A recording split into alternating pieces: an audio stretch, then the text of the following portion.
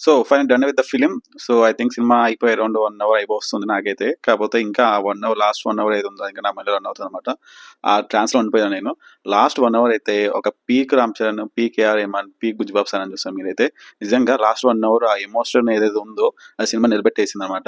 నిలబెట్టం కదా అలా గుర్తుండిపోయేలాగా చేసిందనమాట ఆ లాస్ట్ 1 అవర్ అయితే సినిమా అయితే. సో కంప్లీట్ డీటెయిల్‌గా మాట్లాడేసుకుంటే సినిమా స్టోరీ లైన్ గురించి చెప్పేస్తాను నేను. బేసిక్ స్టోరీ లైన్ చెప్పేస్తాను. ఎక్కువ రివీల్ ఏం చేయను.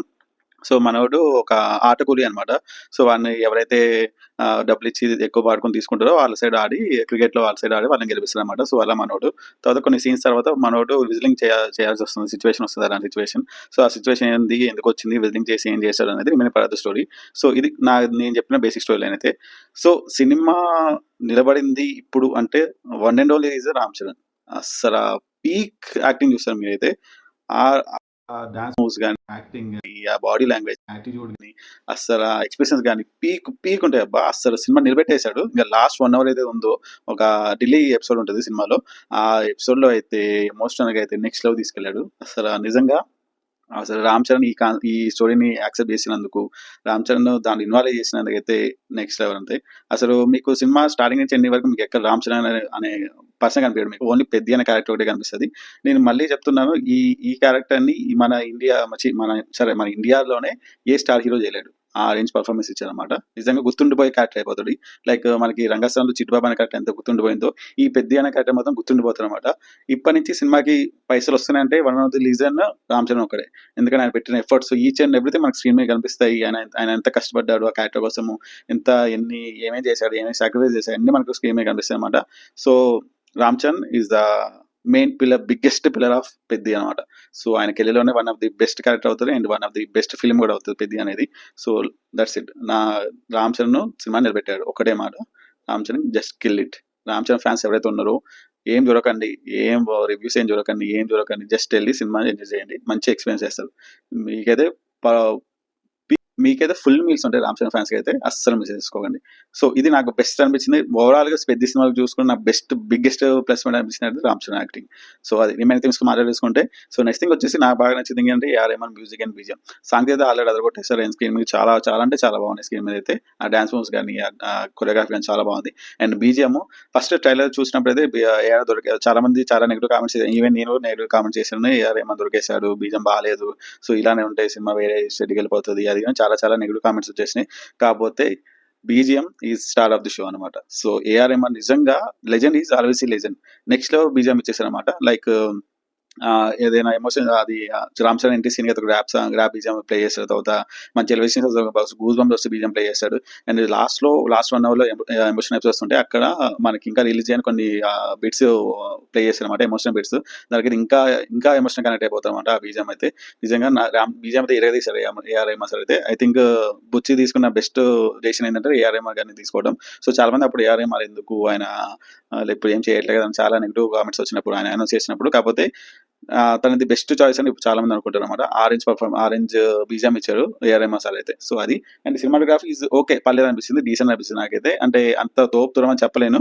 కాకపోతే రత్నమాల గారు ఆయన ఎక్స్పీరియన్స్ తో మంచి షార్ట్స్ ఫ్రేమ్స్ చాలా బాగా డిజైన్ చేసుకున్నారు. కొన్ని లైట్ ఫ్రేమ్స్ మెయిన్ గా ఒకటి ఫస్ట్ హాఫ్ లో ఒకటి క్రికెట్ సీన్ ఉంటుంది నైట్ టైమ్ లో, అక్కడ యూజ్ చేసిన లైటింగ్ కానీ, అండ్ సెకండ్ హాఫ్ లో అండ్ ఢిల్లీ ఎపిసోడ్స్ కానీ అండ్ విజిలింగ్ షార్ట్స్ కానీ చాలా చాలా చాలా బాగున్నాయి. అవి నాకు బాగా నచ్చినాయి అనమాట.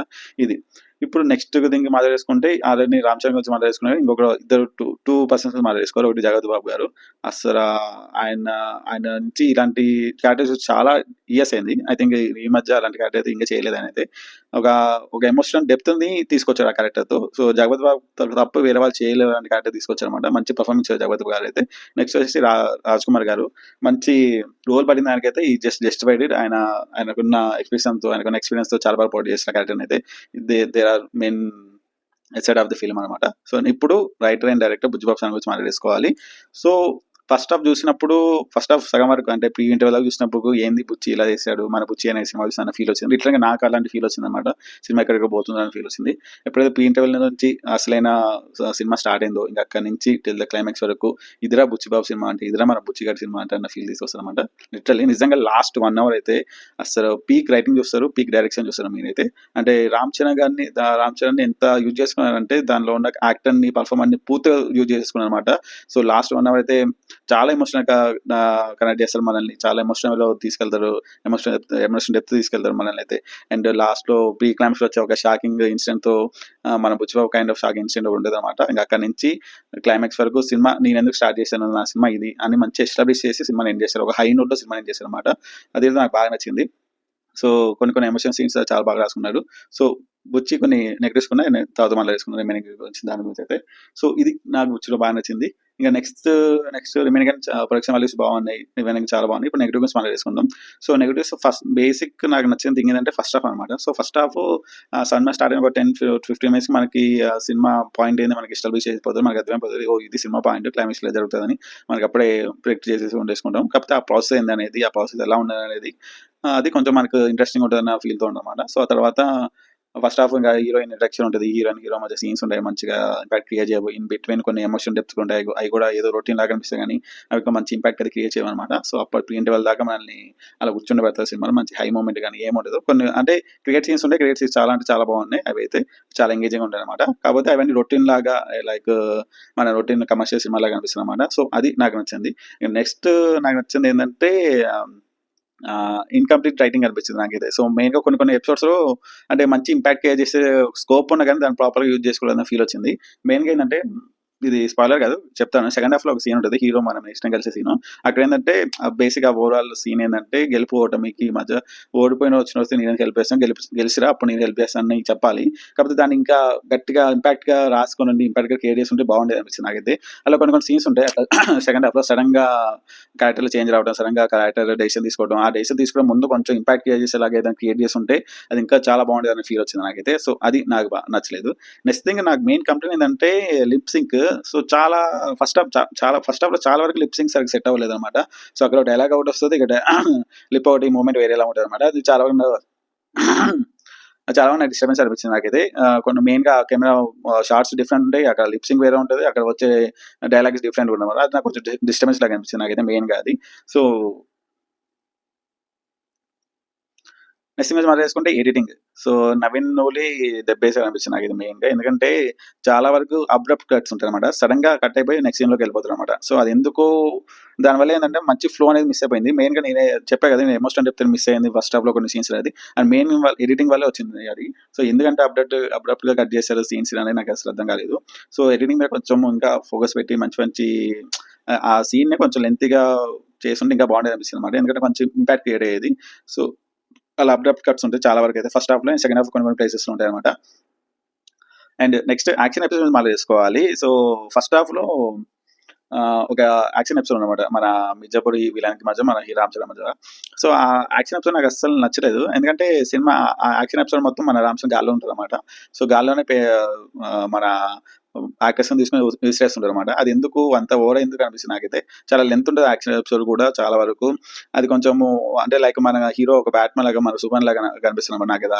ఆ సీక్వెన్స్ వచ్చినప్పుడు కొంచెం ఓవర్ ది టాప్ ఎళ్లారు ఆ యాక్షన్ సీక్వెన్స్ అన్న ఫీల్ వచ్చింది నాకైతే. కాకపోతే విజిలింగ్ షాట్స్ చాలా బాగున్నాయి. విజిలింగ్ ఎపిసోడ్ అయితే చాలా అంటే చాలా బాగున్నాయన్నమాట. సెకండ్ హాఫ్‌లో వచ్చే విజిలింగ్ లైక్ ఫైట్ సీక్వెన్స్ కానీ చాలా బాగున్నాయి. నాకైతే చాలా బాగా అండ్ రిమైన్ థింగ్స్ మాట్లాడేసుకుంటే ఇంకా మెయిన్ క్యారెక్టర్స్ మాట్లాడేసుకుందాం. సో, మెయిన్‌గా మనకి ఎస్టాబ్లిష్ చేసేది రామ్ చరణ్ గారిది అండ్ జగపతి బాబు గారిది, రాజ్ కుమార్ గారిది.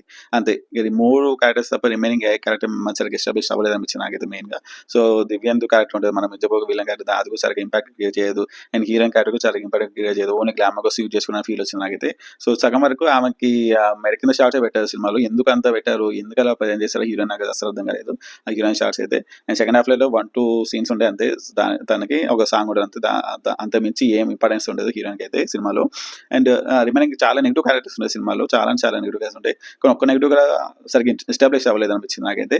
అంటే ప్రాపర్‌గా అంటే యాంటాగోనిస్ట్‌ని చాలా పవర్‌ఫుల్ వేలో ప్రెజెంట్ చేయలేదన్న ఫీల్ వచ్చింది నాకైతే. సో, అది నాకు ఈ సినిమాలో నాకు నచ్చింది.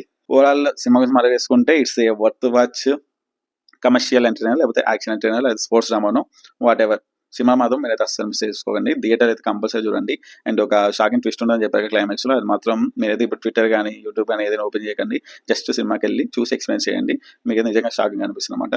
సో, నిజంగా మంచి హానెస్ట్ వేలో సినిమా ప్లాన్ చేశారని ఫీల్ వచ్చింది నాకైతే.